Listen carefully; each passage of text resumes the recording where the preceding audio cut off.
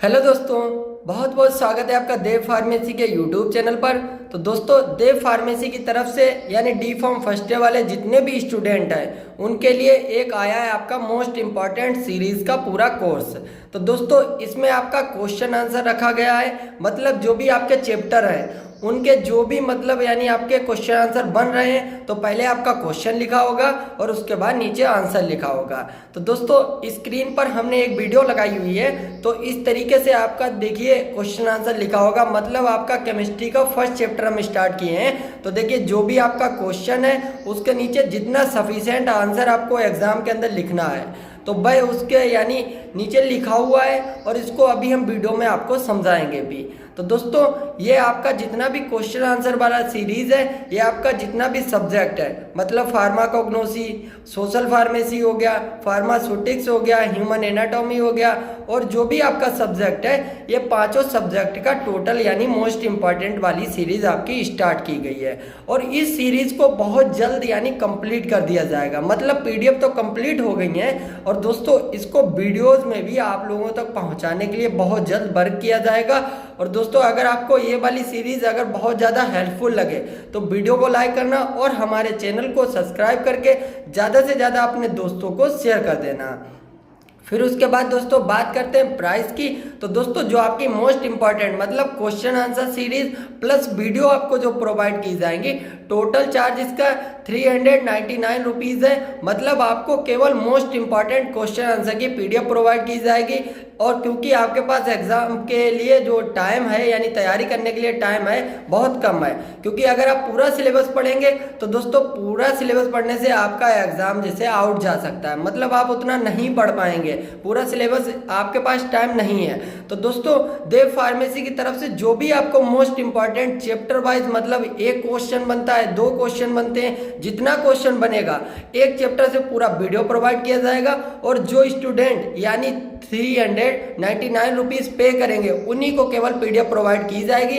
अगर आपको नहीं पे करना है, अगर वीडियो से पढ़ना है तो आप वीडियो से पढ़ सकते हैं। अगर आपको मोस्ट इंपॉर्टेंट जो सीरीज स्टार्ट की गई है, ये वाले जो क्वेश्चन स्टार्ट किए गए हैं, अगर इनका टोटल पीडीएफ चाहिए मतलब यानी क्वेश्चन आंसर वाला पीडीएफ चाहिए तो दोस्तों आपको 399 रुपीज़ पे करने होंगे। क्योंकि दोस्तों इसमें बहुत ज़्यादा मेहनत लगती है, क्योंकि दोबारा से आपकी वीडियो अपलोड होंगी, दोबारा से जितना भी पीडीएफ रहता है उसका मॉडिफिकेशन करके जो भी आंसर रहेगा उसका लिखा गया है। टोटल इसमें जो है बहुत ज़्यादा यानी टाइम का यानी थोड़ा सा खराब होता है। मतलब यानी जो डी फॉर्म सेकेंड ईयर वाले स्टूडेंट है, डी फॉर्म फर्स्ट ईयर वाले स्टूडेंट है, लेकिन जो डी फॉर्म फर्स्ट ईयर वाले स्टूडेंट है इनके लिए कुछ स्पेशल स्टडी कराई जाएगी, क्योंकि आप लोग फ्रेशर हो, आप लोगों के लिए दोस्तों थोड़ी सी अगर हेल्प की जाएगी तो जिससे आप एग्जाम में अच्छा कुछ स्कोर कर पाएंगे। साथ में क्योंकि आपका ये पीडीएफ का सीरीज जब स्टार्ट होगा, जिससे जो डी फॉर्म सेकेंड ईयर के स्टूडेंट है उनका भी थोड़ा सा यानी जो सिलेबस है उनका इफेक्ट होगा, मतलब यानी जो एग्जिट एग्जाम की जो हम प्रिपरेशन करा रहे थे तो उसको थोड़ा सा धीमा करना होगा, फिर आप लोगों के लिए कुछ अलग करना होगा। तो दोस्तों, आपने स्क्रीन देख लिया, पीछे लगा हुआ है मतलब किस तरीके से आपके क्वेश्चन होंगे, पूरे सिलेबस का किस तरीके से आपका यानी व्यू होगा।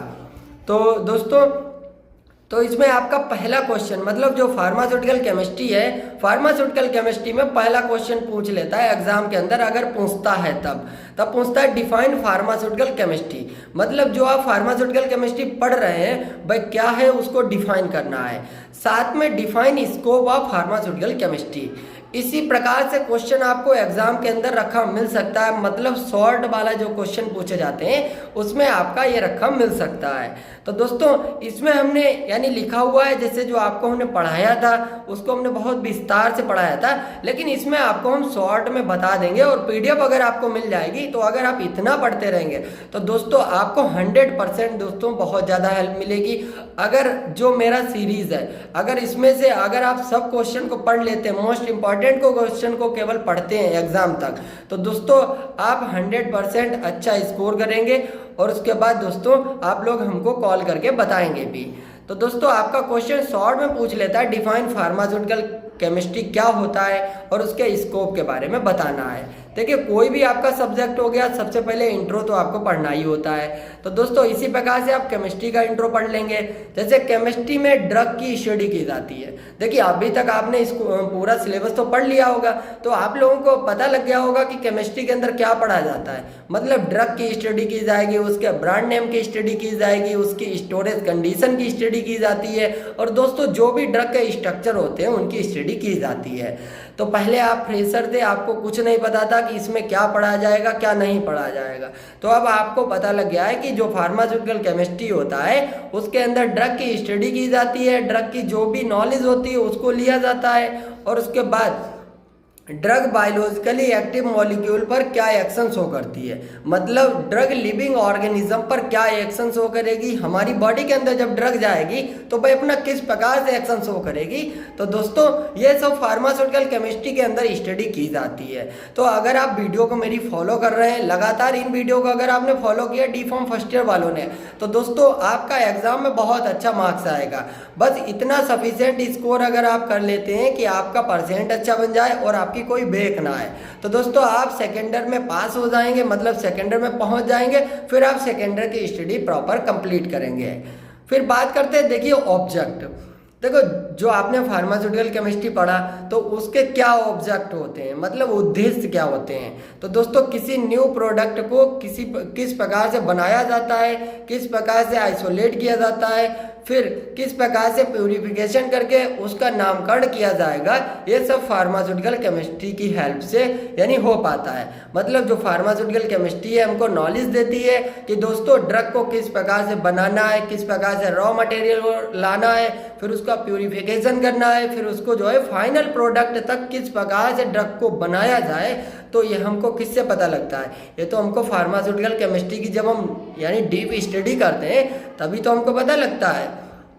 और दोस्तों किस प्रकार से केमिकल की हैंडलिंग करनी है। देखिए फार्मास्यूटिकल केमिस्ट्री में ये भी बताया जाता है कि किस प्रकार से आप केमिकल की हैंडलिंग करेंगे, मतलब एक जगह से दूसरी जगह पर आप किसी केमिकल को ले जाएंगे। और दोस्तों अगर ये नहीं बताया जाएगा, कोई केमिकल इतना हार्ड होता है अगर आपके यानी जो हैंड होता है, देखिए दोस्तों अगर हैंड में टच हो जाएगा तो दोस्तों आपका हैंड खराब हो जाएगा। तो दोस्तों इसीलिए फार्मास्यूटिकल केमिस्ट्री बताता है कि जो हार्ड सब्सटेंस हैं, जो हार्ड केमिकल हैं, उनको किस प्रकार से आप एक जगह से दूसरी जगह पर ले जाएंगे, और किस प्रकार से इंस्ट्रूमेंट का यूज़ करना है लैब के अंदर, ये भी फार्मास्यूटिकल केमिस्ट्री हमको बताती है। और उसके बाद इसमें किसी केमिकल के साइड इफ़ेक्ट के बारे में नॉलेज दी जाती है कि कोई केमिकल का कितना साइड इफ़ेक्ट हमारी बॉडी पर पड़ता है। और उसके बाद इसकी सहायता से स्टूडेंट के अंदर प्रॉपर स्किल डेवलप होती है। देखिए दोस्तों जब आपने यानी अभी फर्स्ट ईयर में एडमिशन लिया था तो इतना स्किल आपके अंदर नहीं डेवलप था। धीरे धीरे आपने इन सब्जेक्ट को पढ़ा, थोड़ा सा आपके यानी जो मेडिकल लाइन है उसमें आपके अंदर थोड़ी सी स्किल डेवलप हो गई होगी कि कोई ड्रग है उसको किस प्रकार से यानी आपको प्रोनाउंसिएशन करना है, मतलब किस प्रकार से उसका नाम लेना है, तो आप पढ़ना सीख गए हैं। और उसके बाद ये तो उद्देश्य हो गया। फिर स्कोप में इसको अगर आप फार्मास्यूटिकल केमिस्ट्री को अपने लाइफ के अंदर अगर किस प्रकार से आप यूज़ कर सकते हैं, तो देखिए नई ड्रग को तैयार कर सकते हैं। यानी आप फार्मास्यूटिकल केमिस्ट्री की अच्छी नॉलेज ले लेंगे तो दोस्तों ऐसा होता है कभी कभी आप इंडस्ट्री में जॉब करते हैं तो आपको यानी वह टॉपिक पढ़े हुए मिलते हैं, मतलब आपने पहले पढ़ रखा है उनको। न्यू ड्रग की फॉर्मुलेशन कर सकते हैं, यानी कोई नई ड्रग बना सकते हैं। यदि किसी पेशेंट को कोई डिसीज़ है तो उसको ट्रीट कर सकते हैं। सबसे अच्छा पॉइंट है फार्मास्यूटिकल केमिस्ट्री के स्कोप में, अगर किसी को डिसीज़ है तो आप जो है उसको ट्रीट कर सकते हैं। जैसे आपने डायबिटिक्स वाले टॉपिक पढ़े, डायबिटीज़ वाले पढ़े, हाइपोग्लाइसेमिक पढ़े, और उसके बाद एंटी मलेरियल पढ़े, ट्यूबरक्लोसिस पढ़े, फिर उसमें आपने ड्रग पढ़ी और ड्रग में आपने क्लासिफिकेशन पढ़ा टोटल। तो दोस्तों इतनी नॉलेज हो गई है आपको, अगर किसी को छोटी मोटी बीमारी है तो दोस्तों आप उसको ड्रग दे देंगे, मतलब बता देंगे, तो अच्छा खासा जो है उसको यानी फ़ायदा हो जाएगा। और जब आप एडमिशन लिए हैं तो दोस्तों उसके बाद जो आप गांव शहर कस्बे जहां पर भी रहते हैं तो दोस्तों आपको लोग डॉक्टर ज़रूर कहने लगे होंगे। तो आप लोग अच्छे से अगर स्टडी कर लेंगे तब जो है आप उनको ड्रग बता पाएंगे। अगर आप स्टडी नहीं करेंगे तो दोस्तों डॉक्टर वो लोग आपको बोलेंगे लेकिन आपको ड्रग की नॉलेज नहीं है तो क्या फ़ायदा। इसी प्रकार से आप लोग बहुत जगह जॉब भी कर सकते हैं, यानी फार्मास्यूटिकल केमिस्ट्री का ये भी स्कोप होता है। इसकी नॉलेज अगर अच्छी होगी जॉब कर लेंगे, और जो विभिन्न प्रकार के केमिकल्स होते हैं उनके इफेक्ट की नॉलेज होती है, मतलब उनके इफेक्ट की नॉलेज हो जाएगी। सिंथेटिक फार्मास्यूटिकल में वर्क कर सकते हैं, एनालिटिकल फार्मास्यूटिकल में वर्क कर सकते हैं, रिसर्च एंड डेवलपमेंट मतलब जो न्यू ड्रग की खोज होती है उनके डेवलपमेंट में भी बहुत ज़्यादा दोस्तों अपना रोल प्ले कर सकते हैं।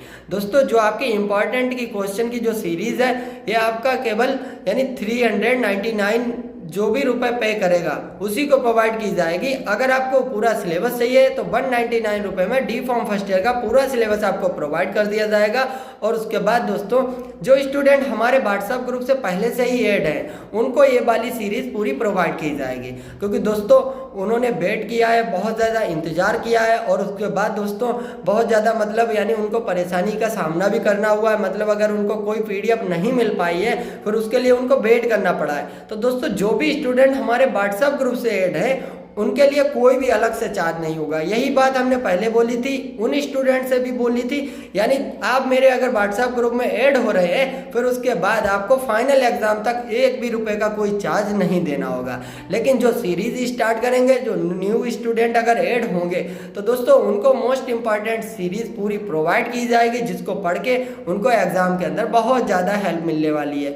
जो स्टूडेंट बोल रहे हैं मेरी तैयारी नहीं, अगर आप वीडियो को लगातार फॉलो करेंगे और PDF को लगातार पढ़ेंगे तो दोस्तों 100% आपका यानी 1 मंथ के अंदर पूरी प्रिपरेशन हम करा देंगे, इतना हम गारंटी लेते हैं।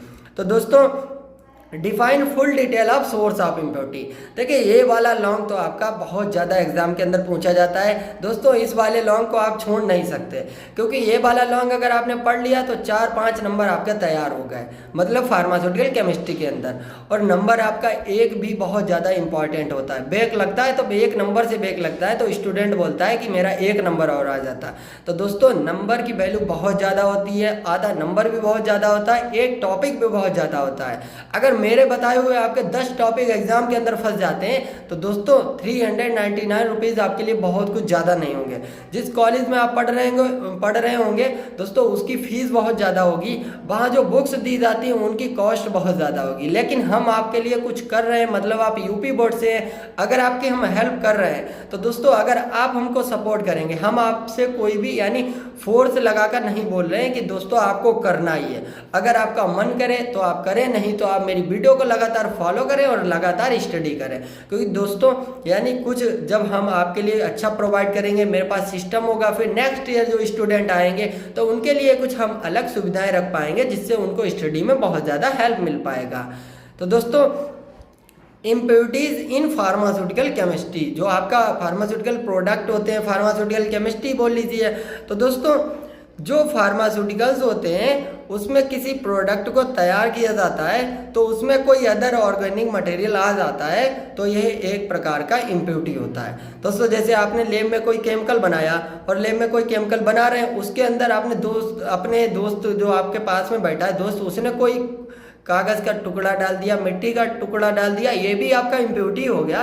क्योंकि दोस्तों आप अच्छा प्रोडक्ट बना रहे थे और उसने बीच में कुछ उसमें यानी टुकड़ा डाल दिया, कागज़ का टुकड़ा डाल दिया, मिट्टी का टुकड़ा डाल दिया, तो दोस्तों ये सब आपकी इम्प्योरिटी होती है। तो इसी प्रकार से केमिकल्स में भी बहुत प्रकार की इम्प्योरिटीज़ होती हैं। अदर केमिकल मिल जाता है तो दोस्तों कोई अच्छा केमिकल है उसमें अगर कोई अदर केमिकल मिल जाएगा तो भाई ये एक इम्प्योरिटी की तरह वर्क करेगा ना।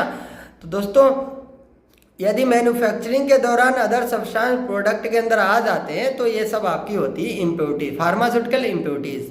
तो दोस्तों इसमें हमने लिखा है, तो दोस्तों source of impurity in pharmaceutical substances, तो बहुत से सोर्स होते हैं जो फार्मास्यूटिकल सब्सटेंस होते हैं उनके अंदर इम्प्योरिटी हो जाती है। जैसे रॉ मटेरियल, मान लीजिए आप अभी प्रोडक्ट को तैयार करने वाले हैं, रॉ मटेरियल मीन्स होता है मतलब कच्चा पदार्थ जिससे आप कोई ड्रग तैयार करेंगे। तो दोस्तों जो आप यानी रॉ मटेरियल लाए उसी के अंदर अगर कोई इम्प्योरिटी होगी तो दोस्तों आपका फाइनल प्रोडक्ट तो खराब बनेगा ही। उसके बाद इंटरमीडिएट, कुछ इंटरमीडिएट इम्प्योरिटीज़ होती हैं, रिजेंट के अंदर कोई इम्प्योरिटी हो गई, और उसके बाद कैटालाइट एंड सॉल्वेंट, मतलब सॉल्वेंट के अंदर कोई इम्प्योरिटी होती है तब आपका फाइनल प्रोडक्ट में इम्प्योरिटी आता है। Reaction vessels, improper storage, cross contamination, manufacturing error यानी मैन्युफैक्चरिंग के दौरान कोई इरोर हो जाती है, पैकेजिंग इरोर, माइक्रोबियल कंटामिनेशन।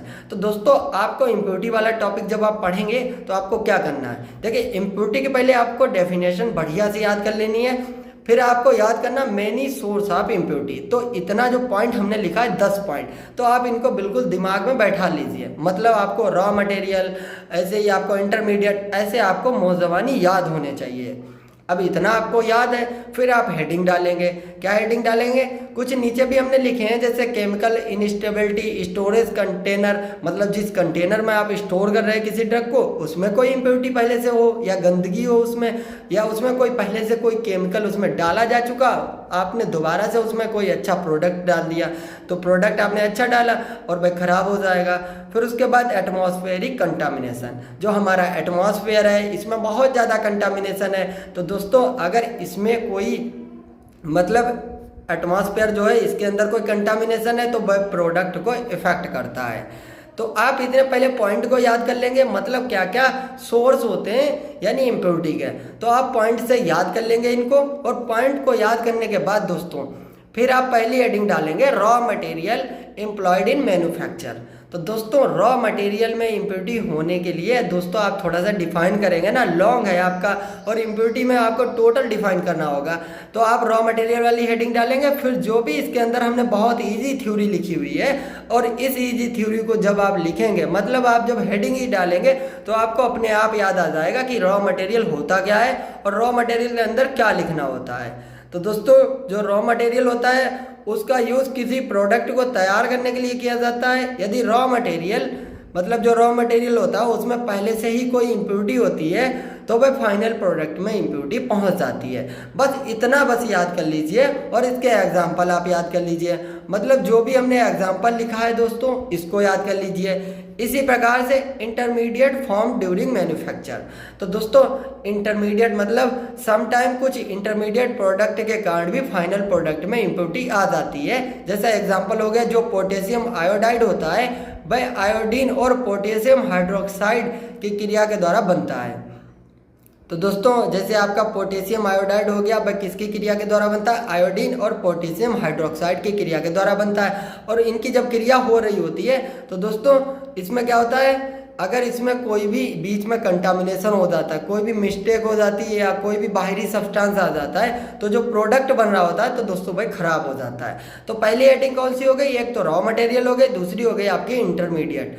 तो दोस्तों इंटरमीडिएट के बाद इसमें देखिए दोस्तों अगर आप रिएक्शन बीच में भूल भी जाते हैं, एग्जाम के अंदर अगर रिएक्शन भूल जाते हैं, उनको बैलेंस करना भूल जाते हैं। बैलेंस का मतलब यानी उसके अंदर दोस्तों जो लिखा होता है जैसे KOH लिखा है उससे पहले उसकी बैलेंसी आप तो जानते ही होंगे, जैसे बैलेंस करना दोनों तरफ की बैलेंसी को मतलब इक्वल करना। जैसे आपका 6KOH लिखा हुआ है मतलब पोटेशियम इसमें 6 है तो आपका सेकंड तरफ जो फाइनल प्रोडक्ट बना है तो उसमें भी पोटेशियम की संख्या 6 होनी चाहिए। तो अगर आप बैलेंसी को भूल जाते हैं, अगर रिएक्शन को भूल जाते हैं तो दोस्तों ऐसा होता है आप थ्योरी लिख देंगे। अगर छोटा सा आप एग्जाम्पल चाहें तो छोटा सा एग्जाम्पल लिख दीजिए।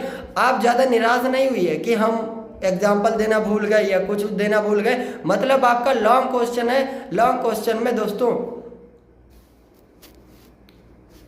लॉन्ग क्वेश्चन में अगर आप नहीं भी लिखते हैं मतलब यानी कुछ पॉइंट्स नहीं भी लिखते हैं तो दोस्तों उससे कोई ज़्यादा इफेक्ट नहीं पड़ता है।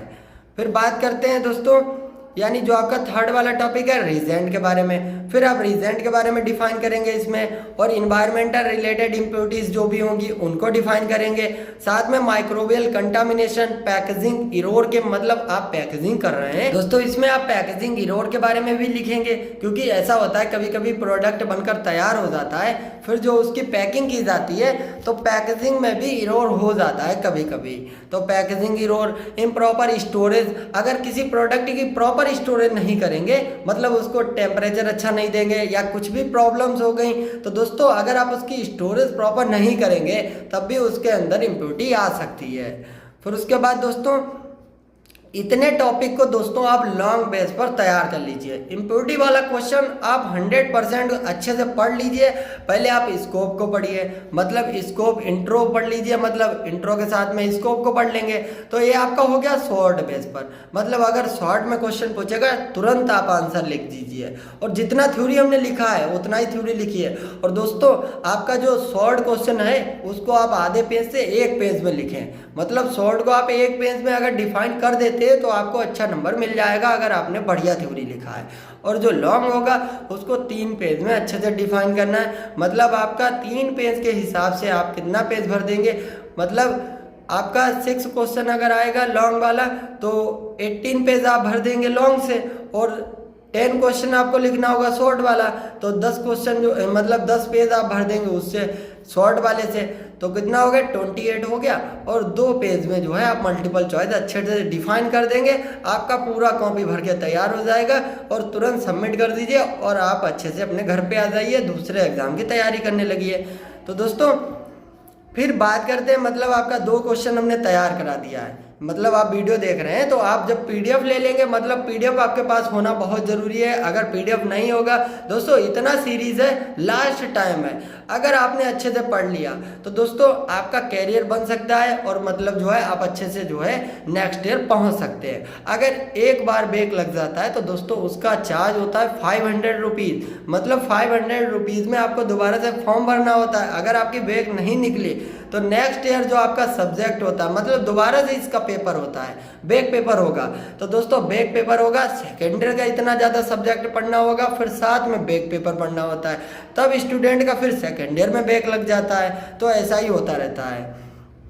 फिर जो लिमिट टेस्ट आपके दिए गए हैं, मतलब जो आपके डी फॉर्म फर्स्ट ईयर के फर्स्ट चैप्टर में लिमिट टेस्ट दिए गए हैं, तो दोस्तों एक जो लिमिट टेस्ट है आर्सेनिक का लिमिट टेस्ट विद स्ट्रक्चर, आप इसको 90% एग्जाम के अंदर रखा मान लीजिए।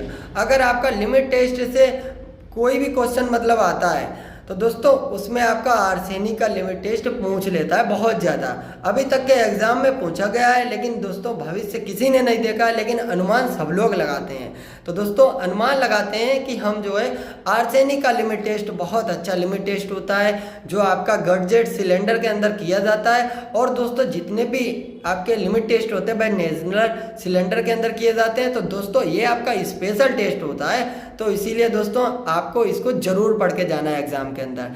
थोड़ा सा यानी हम व्यू आपको दिखाते हैं। देखिए आर्सेनिक, ये वाइट कलर का पाउडर ही होता है जो नेचर में प्रेजेंट होता है। आर्सेनिक हमारी बॉडी के लिए बहुत ज़्यादा हानिकारक होता है। इसकी वजह से स्किन कैंसर, किडनी कैंसर, मतलब किडनी के अंदर प्रॉब्लम, लीवर फेल्योर हो जाता है, ये आपका आर्सेनिक होता है।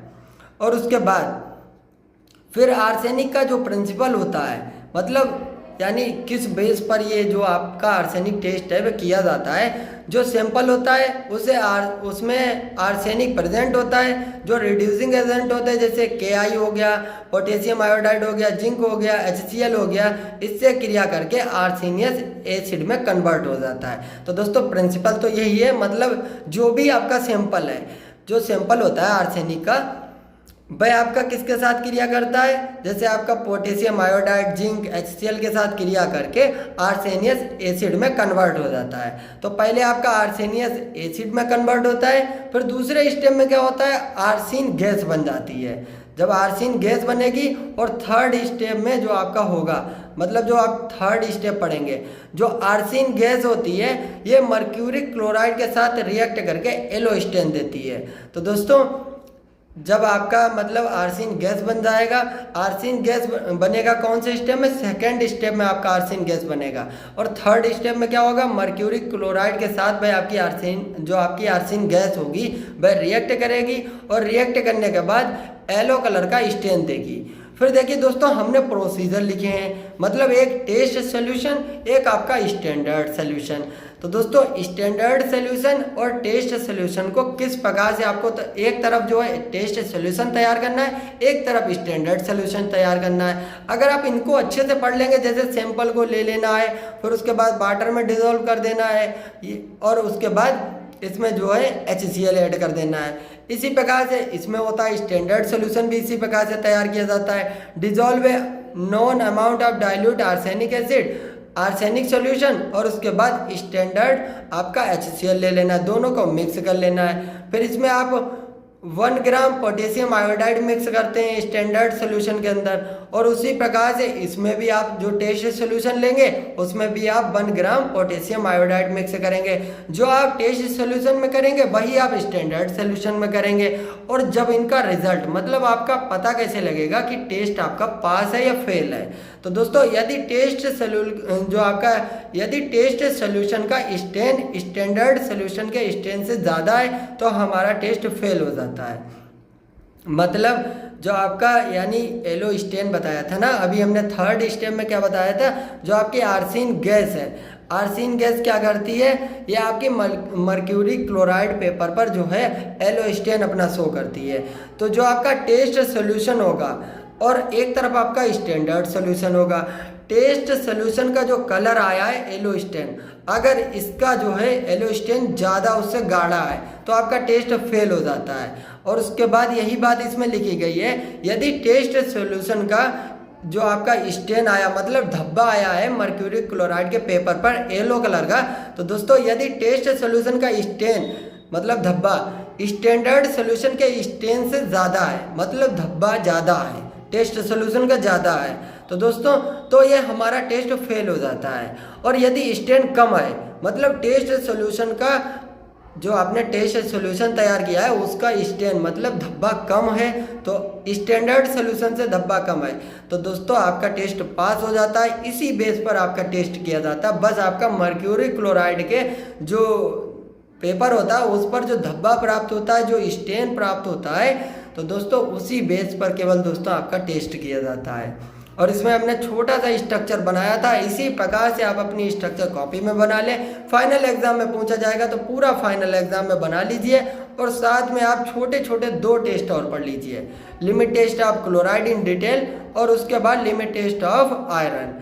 तो दोस्तों फर्स्ट चैप्टर से आप बस अगर इतना पढ़ लेंगे और इतना क्वेश्चन मतलब आपका क्वेश्चन आंसर आप इतना याद कर लेंगे जितना सफिशिएंट थ्योरी आपके एग्जाम के लिए उतना हमने लिखा हुआ है, अगर आप इतना पढ़ लेते हैं तो आपका अच्छा मार्क्स आएगा और दोस्तों आपकी प्रिपरेशन भी लगातार हो जाएगी। इस वीडियो को देखने के बाद अगर आपने फर्स्ट चैप्टर नहीं तैयार किया तो दोस्तों समझ जाइए आपकी कुछ भी प्रिपरेशन नहीं हो पाएगी, मतलब प्रिपरेशन नहीं हो पाएगी। और अगर आपने वीडियो को देखने के बाद प्रिपरेशन कर ली मतलब पहला चैप्टर पूरा कंप्लीट कर लिया, तो दोस्तों भरोसा रखिए हम आपका एग्जाम तक पूरा सिलेबस अच्छे से याद करा देंगे। एग्जाम आपका कभी भी हो लेकिन तैयारी आपकी हम करा देंगे। तो वीडियो लाइक करिए, चैनल को सब्सक्राइब करिए। अगर आपको ये वाली पीडीएफ चाहिए तो आपको 399 रुपीज़ में पीडीएफ प्रोवाइड की जाएंगे और पूरा सिलेबस आपको चाहिए तो दोस्तों सिलेबस के लिए दोस्तों आपको 199 रुपीज़ का पे करना होगा। पूरा सिलेबस आपको प्रोवाइड कर दिया जाएगा, क्योंकि दोस्तों इस वाली पीडीएफ को तैयार करने में, वीडियो बनाने में दोस्तों हमारी कुछ बहुत ज़्यादा एक्स्ट्रा मेहनत है। तो वीडियो लाइक करिए, चैनल को सब्सक्राइब कर लीजिए।